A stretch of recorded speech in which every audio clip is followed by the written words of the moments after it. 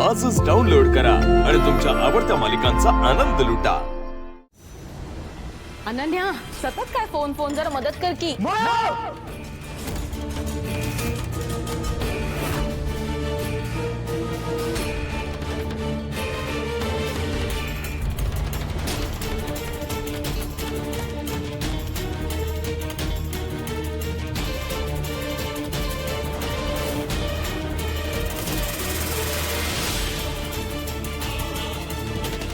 कोणत्या हक्काने तू तिला मेंटल असायलम मध्ये पाठवलंस? आणि ते हॉस्पिटल नव्हतं, गुंडांचा अड्डा होता, मारामारी झाली तिथे। मी तिथे वेळेवर पोहोचलो नसतो तर मीरा इथे जिवंत आली नसती।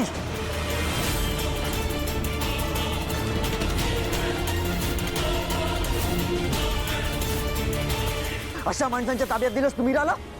Ayub, I are of your mind? Atharva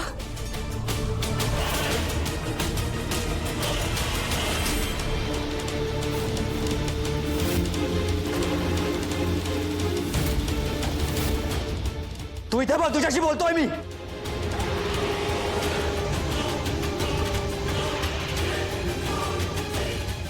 मीराला हॉस्पिटलमध्ये पाठवायची जबाबदारी घेतली होतीस ना तू?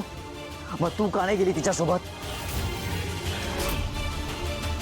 तू हे सगळं मुद्दाम केलंयस तिचा जीव जावा म्हणून? बोल।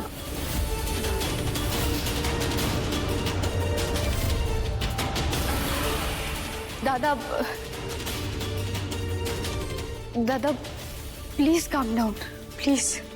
Ananya, you don't ask me to calm down. हा सगळा तमाशा चालू असताना तू काय करत होतीस? का थांबवलं नाहीस तू यांना? की तुलाही हे वाटतं की मीराच्या डोक्यावर परिणाम झालाय?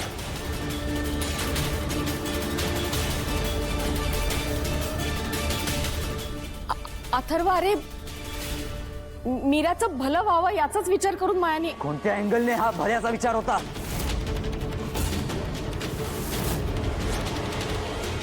कोणत्या अँगलने? अरे ही एकटीच बडबड करत असते। काका, मी पण तुम्हाला स्वतःशी बोलताना बघितलंय, त्याचं काय?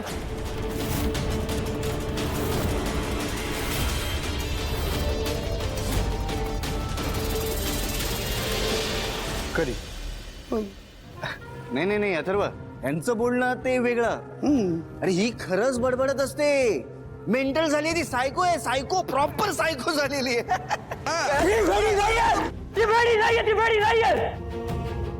आणि तू तू मध्ये बोलायचं नाही। हा हा नाहीये, तुला या घरात मी राहू देतोय, उपकार समज।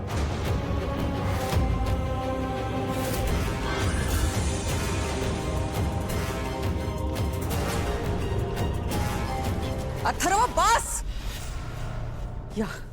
या बावट पोरीसाठी आमच्यावरती ओरडतोयस तू?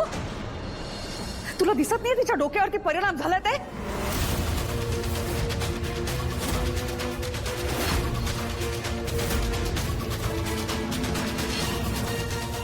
आणि अथर्व, मी जर का तिला हॉस्पिटलला पाठवलं नसतं आणि वेदा बरोबर काही वेड वाकड झालं असं म्हणजे या सगळ्यांवर ओरडण्याआधी ना तू माझ्याशी बोल, कारण तिला हॉस्पिटलमध्ये पाठवण्याचा निर्णय माझा होता। आई, मी पण तेच बोलतोय। तू हा निर्णय घेतलासच का? मी तुला सांगितलं होतं ना, मी नाशिकवरून आल्यावर आपण बोलू यावर। मग कशाला घेतला हा निर्णय?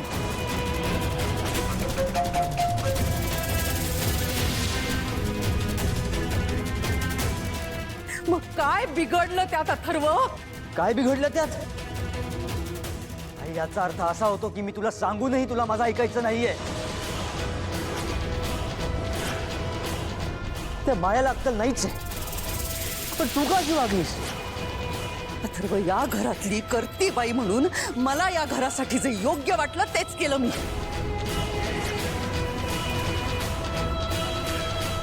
आई, घराचे कॉमन डिसिजन्स आणि कोणाच्या आयुष्याचे पर्सनल डिसिजन्स यात फरक असतो।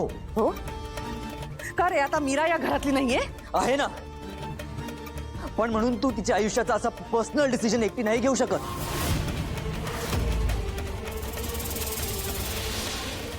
अरे तिला फक्त हॉस्पिटलला पाठवलं होतं अथर्व। आई, फेक हॉस्पिटल होतं ते। तिला जिवंत जाळण्याचा प्रयत्न करत होते ते। का कळत नाहीये तुला?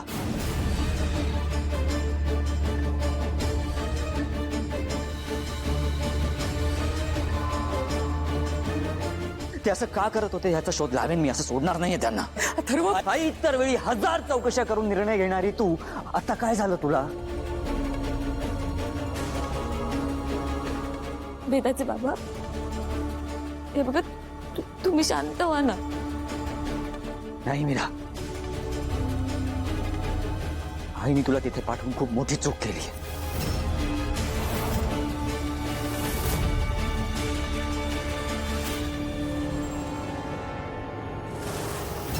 तुला मी चुकीची वाटते? हो आई, तुला मीराचं वागणं पटत नाही ना, म्हणून तू असं केलंयस. अथर्व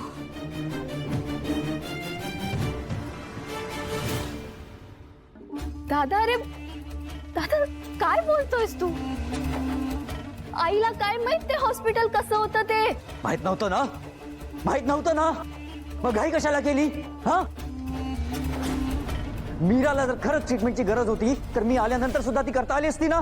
मी घेऊन गेलो असतो तिला हॉस्पिटलमध्ये, पण नाही.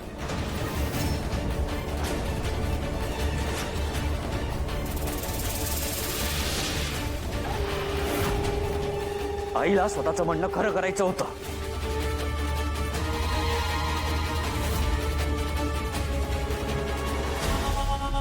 वेदाचे बाबा हे बघा, आई से मुद्दाम असं नाही करणार.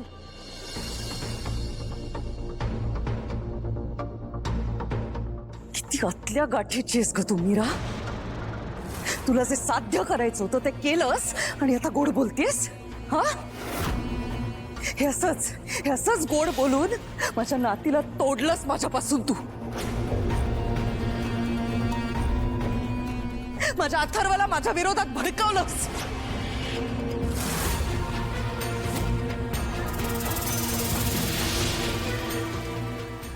सापापेक्षाही विषारी आहेस तू. आई बस.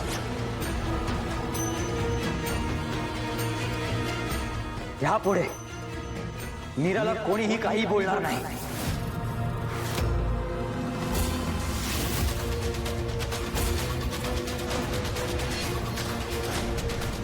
आणि तिची चूक नसताना तर नाहीच नाही.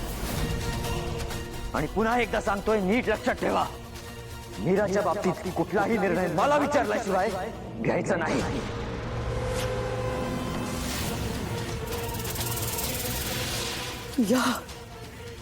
या मुलीसाठी माझ्याशी भांडतोयस?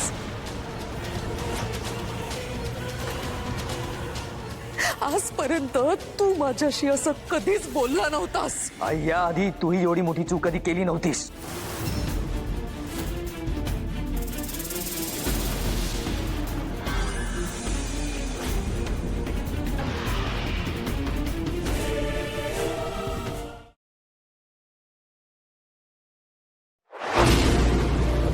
तुला जपणार